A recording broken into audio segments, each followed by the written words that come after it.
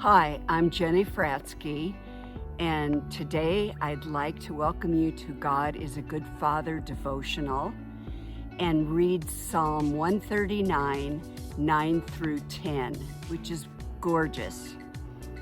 If I take the wings of the morning and dwell in the uttermost parts of the sea, even there shall thy hand lead me, and thy right hand shall hold me.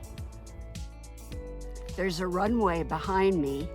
It doesn't look quite like Meacham Field near Fort Worth, Texas, but my husband and I visited the Vintage Flying Museum in July, and we were so excited because we were with a group of Flying Tiger retired pilots and their spouses, and we were on the first bus for the first ride on Sunday because we figured the thunderstorms were building and they had forecasted rain, and we just wanted to fly more than anything, so we got number one on the first bus.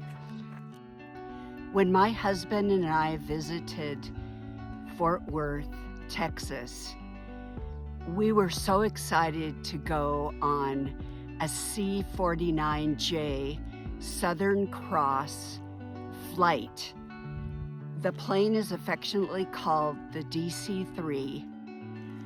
There were 17 of us who boarded the DC-3, and the DC-3 has Wright Cyclone engines. They're 1,800 horsepower, and the captain and the co-pilot executed a thorough pre-flight inspection and run-up, and I love seeing that black smoke come out of the exhaust.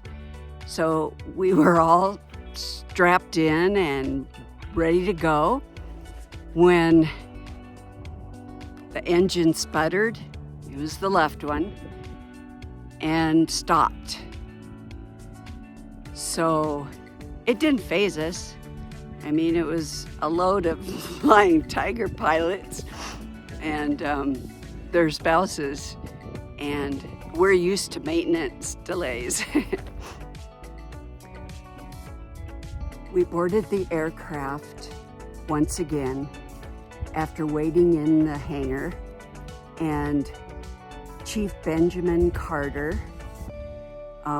was communicating to the captain and the co-pilot, and we did another run-up. I saw them when we were in the hangar, but we did another one because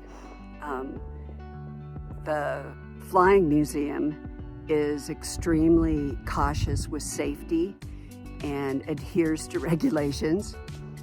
And the engine quit once again, and one of the Tiger pilots said, "Oh, we can fly it around the patch on one engine," and his spouse said, "I don't think so."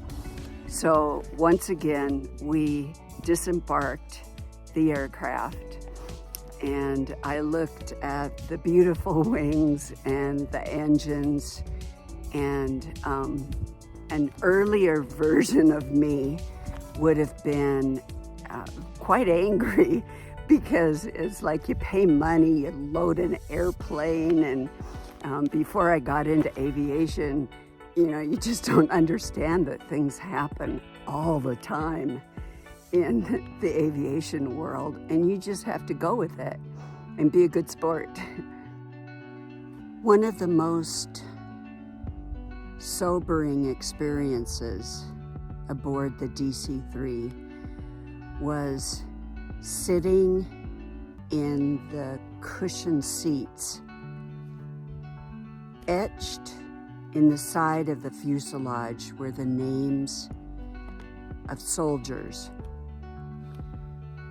U.S. Army 11th Airborne Division soldier from World War II Pacific, a Vietnam Air Force Master Sergeant from 1944 to 1970, and another from the U.S. Navy, USS Cabot, 1946 to 1950. And I couldn't help but search for a signature from the uttermost parts of the sea, from the invasion of Normandy. It was a sobering moment, and I pictured soldiers reaching up for that cable and jumping out of the aircraft with their parachutes or going into war. And I just appreciate their service to our country. My Heavenly Father knew every passenger on that plane, including all of the signatures of the war heroes. And I think it reflects His love and caring that we find in Psalm 139, 9 through 10.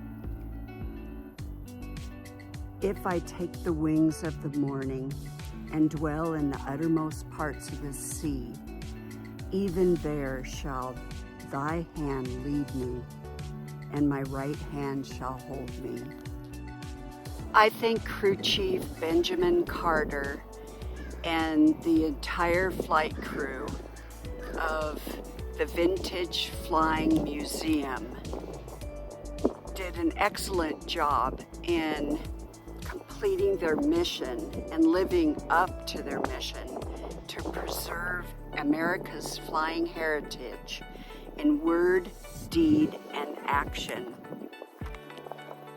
And at the end of the trip, I knew that God is a good Father, and He knew every passenger name on the DC-3, and also the passengers, the signatures on the fuselage.